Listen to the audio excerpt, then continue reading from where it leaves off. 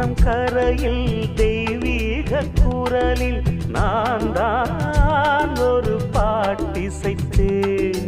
தினந்தோறும் இரவில் நடுஜாமம் வரையில் நான் தானே அதை கேட்டிருந்தேன். அரங்கேற்றம்தான் ஆகாமல் தான் அலைபாயும் என் ஜீவன்தான்.